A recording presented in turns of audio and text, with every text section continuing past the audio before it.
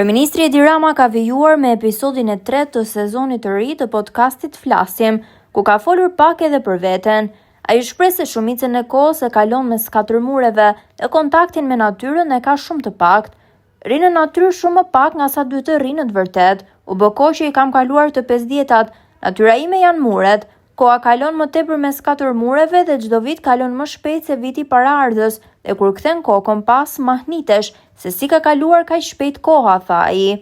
Në një lidhje me faktin se ai ka menduar ndonjëherë të lërë detyrën dhe politikën, Rama tha se ende nuk i është shuar zjarri për këtë profesion.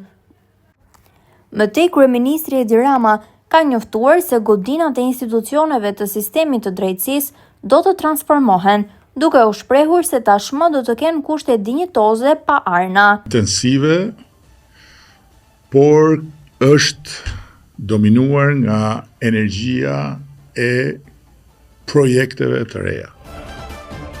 Kemi pasur konkursin ndërkombëtar për Parkun e Besimit, i cili ka qenë ndër momentet më mbreslënse të rrugës së re të arkitekturës dhe të transformimit të këtij vendi në një vend ku edhe arkitektura është një arsye për ta vizituar.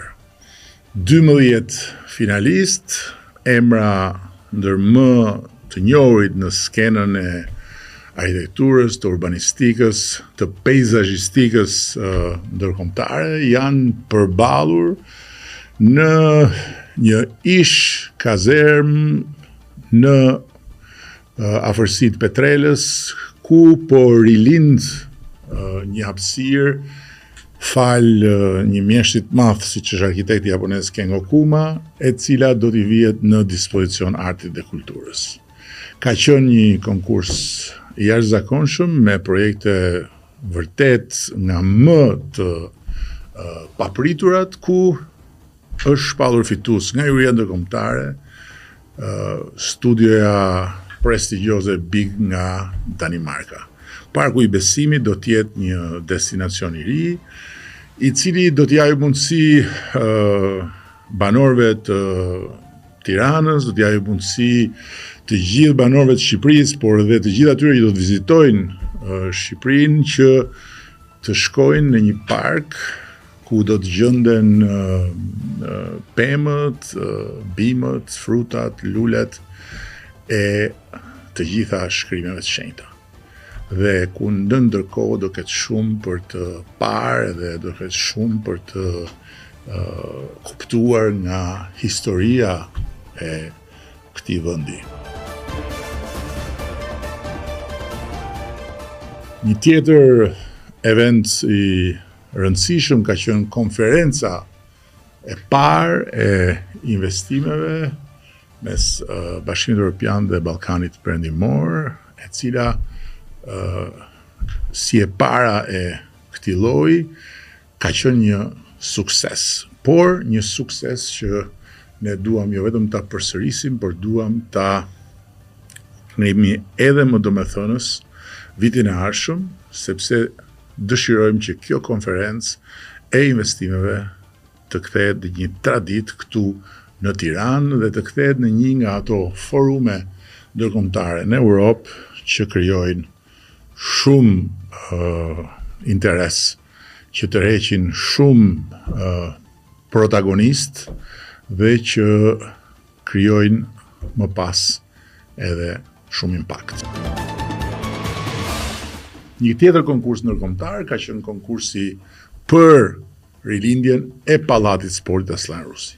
6 finalist, emra të mirënjohur të arkitekturës ndërkombëtare, janë përballur me projektet e tyre, projekte të jetë mbreslënse, ku në fund fare juria ndërkombëtare ja ka besuar rilindjen e Pallatit Sportit studios prestigjioze MVRDV, e cila është e njohur për publikun shqiptar, e cila ka lënë tani më disa gjurmë në Shqipëri dhe e cila ka propozuar një godinë spektakolare, praktikisht një top brenda të cilit zhvillohet jeta sportive dhe jeta komunitare e Pallatit Rinindur Aslan Rusi.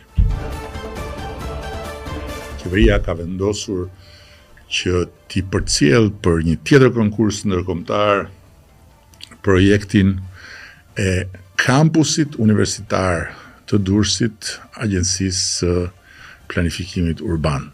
Është një projekt i cili shkon në vazhdën e formësimit të atij kampusi, ku nevoja për rezidencat e studentëve dhe nevoja për të tjera mjedise të domosdoshme për një kampus modern bashkëkohor është ballafaquar dhe është kthyer në një zotim nga ana jon ndaj trupës së pedagogëve dhe të studentëve të Universitetit Aleksandër Mojsiu.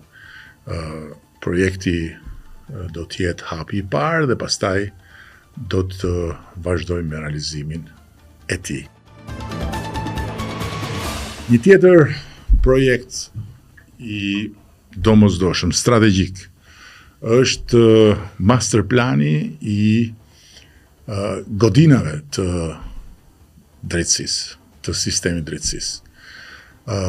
Kam vënë re me keqardhje që vetë qeverisja e sistemit drejtësisë fal pavarësisë plot që ju dha atij sistemi me reformën drejtësi, ndër ato të qalat e veta ka edhe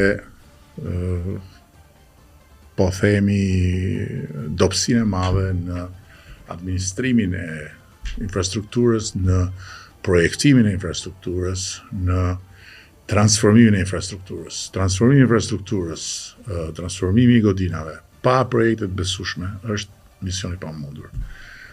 Përfundimisht kemi vendosur që edhe këtë mision ta marrim përsipër vet. Dhe në Shqipërinë 2030 të kemi një infrastrukturë tërësisht të transformuar të godinave drejtësisë, sepse nuk mund të vazhdojmë me arna, nuk mund të vazhdojmë me hapësira dhe me mjedise gjykatash e prokurorish janë shumë larg sqenie dinjitoze, nuk mund të vazhdojmë më me mbështesira që pastaj përkthehen edhe në një performancë që lë shumë për dëshiruar. Hapësirat publike vazhdojmë me pastrimin. E kam thënë që ditën 1 nuk është një aksion, është një operacion i cili do të vazhdojë në mënyrë kirurgjikale në çdo pjesë të organizmit urban të vendit, në çdo pjesë të organizmit urban të kryeqytetit. Dhe do të pastrohet çdo pjesë e prekur nga këta qiban të patolerueshëm, vendin e cilëve do ta zëri një hapësirë re bashkëjetese mes komunitetit dhe njësive tregtare.